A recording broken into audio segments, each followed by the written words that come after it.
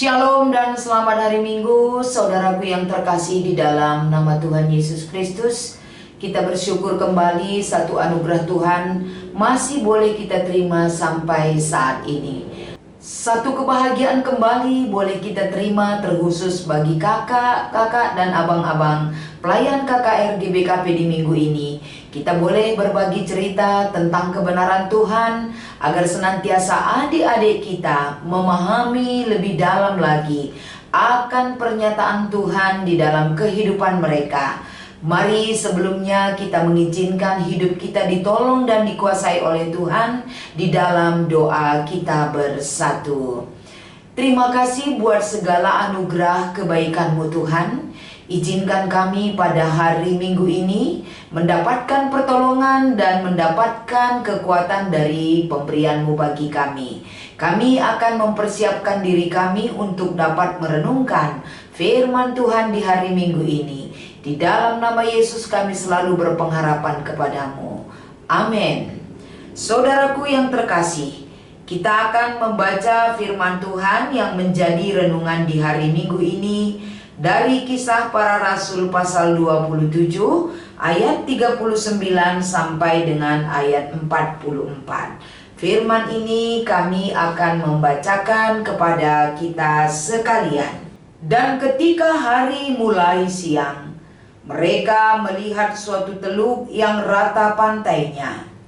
Walaupun mereka tidak mengenal daratan itu, mereka memutuskan untuk sedapat mungkin mendamparkan kapal ke situ.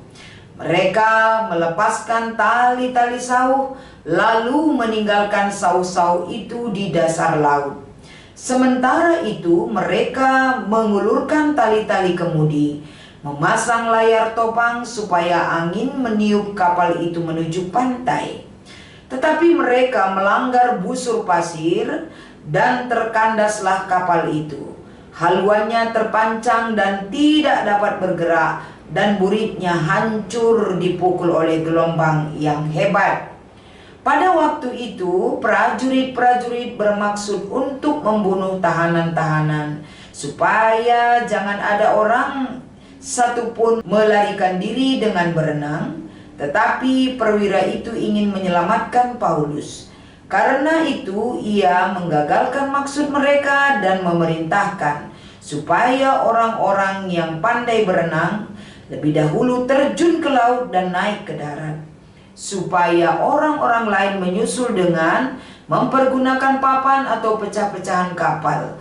Demikianlah mereka semua selamat naik ke darat. Demikian pembacaan firman Tuhan di hari Minggu ini, dan yang menjadi tema kita adalah saling menolong dalam bencana. Dan yang menjadi bacaan ataupun invokasio di hari Minggu ini adalah Kitab Galatia 6 ayat 2. Bertolong-tolonglah menanggung bebanmu, demikian kamu memenuhi hukum Kristus. Begitu juga yang menjadi bacaan remaja dari kitab Matius 8 ayat 23 sampai dengan ayat 27. Shalom saudara yang terkasih di dalam Tuhan Yesus Kristus. Selamat hari Minggu bagi kita sekalian. Di dalam perjalanan kehidupan manusia, kita boleh melihat dan boleh merasakan bahwa cara Tuhan menolong kita ajaib dan luar biasa. Penting sekali kita pahami di dalam kehidupan kita agar senantiasa kekuatan sebagai anak-anak Tuhan, sebagai makhluk ciptaan Tuhan yang ada di dunia ini, kita harus hidup saling menolong. Kalau kita bandingkan Galatia 6 ayat 2, ketika kita menunjukkan sikap bertolong-tolong dalam menanggung segala beban hidup kita di dunia ini adalah bagian hukum Kristus yang boleh kita lakukan. Bertolong-tolong adalah jiwa dari panggilan hidup kita. Bagaimana kita hidup dalam hukum Kristus tersebut. Jadi saudaraku, dari mana kita menunjukkan sikap hidup bertolong-tolong?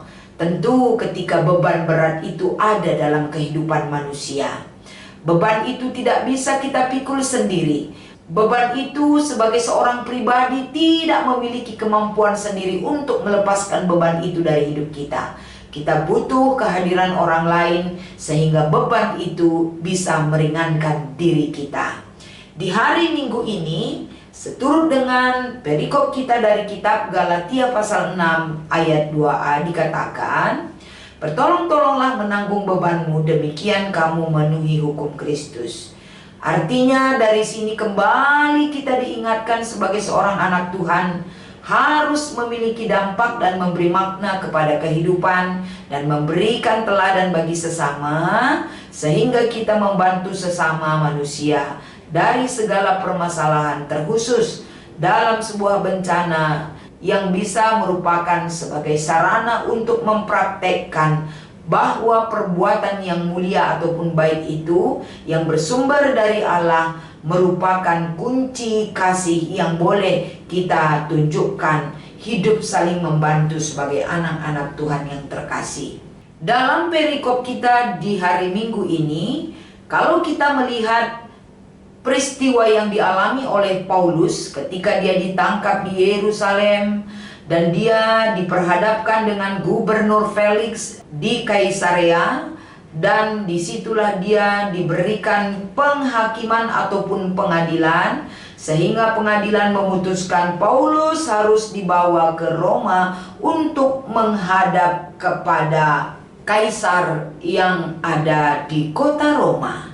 Jadi saudaraku yang terkasih, bagaimana kita melihat tokoh di cerita Alkitab kita ini, yaitu seorang Paulus. Ketika Paulus berada dalam perjalanan sebagai tawanan menuju Roma, dari hasil pengadilan menyatakan bahwa Paulus akan dibawa ke Roma, sehingga dalam perjalanan Paulus menuju Roma, kita melihat di sini dalam pelayaran sebagai alat transportasi bagi para tawanan, mereka diterpa angin badai yang dahsyat yang disebut dengan angin timur laut.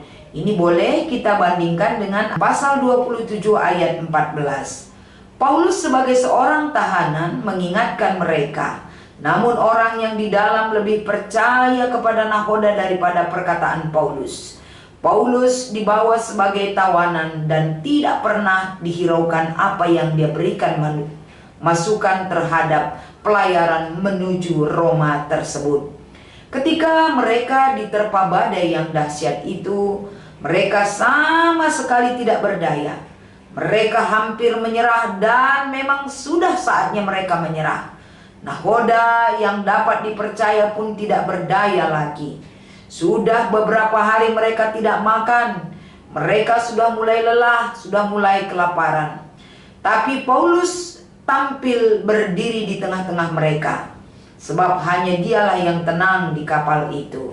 Dengan suara yang mantap ia berkata kepada mereka, mula-mula diingatkannya apa yang sudah dikatakannya tentang kejadian ini. Ini boleh kita baca di pasal 27 ayat 21.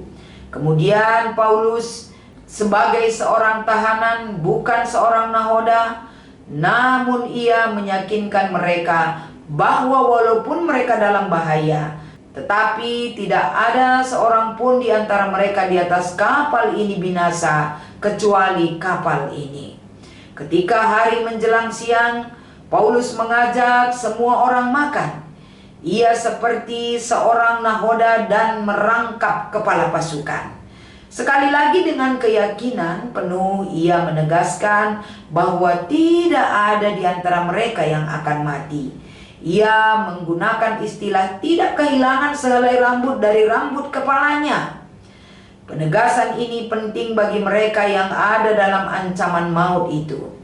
Paulus mengambil roti, mengucap syukur dan berdoa kepada Tuhan. Kita melihat bahwa Paulus merasa seolah tak ada ancaman. Ada para penafsir mengingatkan bahwa Paulus seorang pemimpin yang mengucap syukur di tengah badai, lalu memberi mereka makan dan kuatlah hati mereka.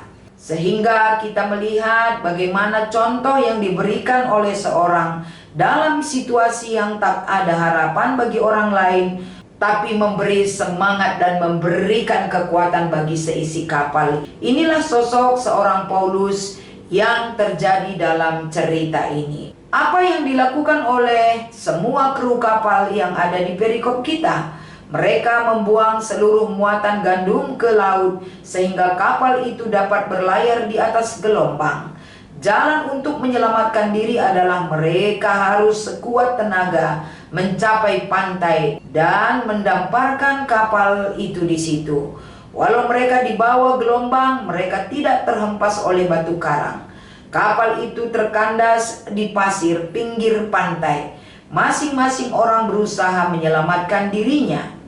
Perwira serta para prajurit bersepakat untuk membunuh semua tahanan kecuali Paulus karena takut para tahanan melarikan diri. Namun niat itu tidak terlaksana, saudara-saudaraku. Mereka semua berenang dan naik ke darat. Ini boleh kita baca di pasal 27 ayat 42 sampai 44. Ada hal yang sangat menonjol dari cerita ini.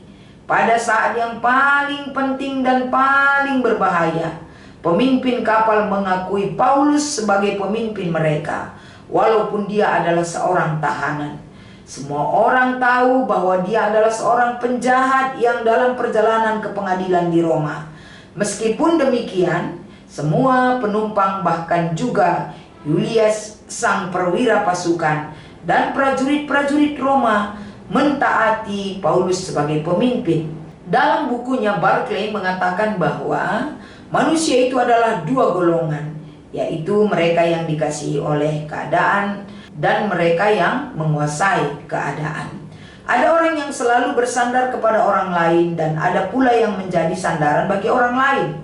Paulus adalah termasuk orang yang menguasai keadaan dan menjadi sandaran bagi orang lain di saat situasi yang mencekam. Kemudian selama badai menerpa mereka dalam kapal itu, ia tidak pernah merasa takut. Melalui nats renungan di remaja Matius 8 ayat 23 sampai 27, kita juga dapat belajar bagaimana Tuhan kita menjadikan dirinya sebagai alat untuk mengasihi dan menolong anak-anaknya. Dia tidak pernah meninggalkan dan membiarkan kita di dalam kesendirian menghadapi badai ataupun cobaan dunia ini. Oleh karena itu, kita mengajak adik-adik kita KKR agar mereka menumbuh kembangkan sikap saling membantu, saling menghargai, saling mendengarkan pendapat orang lain, dan mau melakukan itu dalam nama Tuhan untuk memuliakan nama Tuhan dalam kehidupan mereka. Jadi dari perikop kita ini sesuai dengan tema kita di hari Minggu ini, yaitu saling menolong dalam bencana. Kita boleh tahu dan sampaikan jenis-jenis bencana bagi adik-adik kita. Dalam bencana alam yang terjadi itu, kalau kita hidup egois, kita tidak memiliki kesatuhatian ataupun pikiran, mungkin saja bencana yang berat itu akan semakin berat menimpa kehidupan manusia. Tapi di hari Minggu ini kita boleh menyampaikan kebenaran firman itu. Orang yang percaya kepada Tuhan selalu dapat menghargai semua potensi diri anak-anak Tuhan dalam situasi apapun. Keegoisan yang ada di dalam diri kita akan menghancurkan kekuatan kita. Keegoisan yang ada di dalam diri kita akan menjadikan hidup kita terpuruk lebih dalam lagi. Oleh karena itu, bimbinglah adik-adik kita tumbuhkan sikap kebersamaan di kalangan pelayan KKR agar senantiasa itu sebagai contoh, role model bagi adik-adik kita, bahwa hidup saling menolong, hidup saling mendukung, hidup saling membantu adalah bagian hukum Kristus yang boleh kita lakukan dan laksanakan. Demikianlah firman ini menjadi perenungan di hari Minggu ini, agar adik-adik kita selalu mengingat bagaimana peran penting orang yang berjasa itu perlu kita hargai. Walaupun dia adalah orang kecil, walaupun dia adalah orang-orang yang mungkin jauh dari kita, tapi potensi yang benar, yang baik di dalam diri setiap manusia akan berguna kalau kita terima dengan kerendahan hati. Demikianlah perenungan firman Tuhan yang boleh kami sampaikan di hari Minggu ini. Boleh kita persiapkan kembali diri kita untuk menambahi dan memperlengkapinya. Di dalam Yesus kita siap untuk melayani. Kita bersatu di dalam doa. Terima kasih Tuhan, atas segala kebaikan dan pertolongan Kau nyatakan dalam hidup kami. Di hari Minggu ini, sesuai dengan pelayanan firman yang boleh disampaikan oleh pelayan-pelayan KKR GBKP, mereka diberikan kesehatan, mereka diberikan waktu, mereka diberikan sukacita dan damai sejahtera, sehingga mereka juga menaburkan kebenaran itu menjadi satu tanggung jawab yang boleh mereka lakukan dengan sukacita. Terima kasih Tuhan, di dalam nama Yesus kami mengucap syukur dan berdoa. Amin.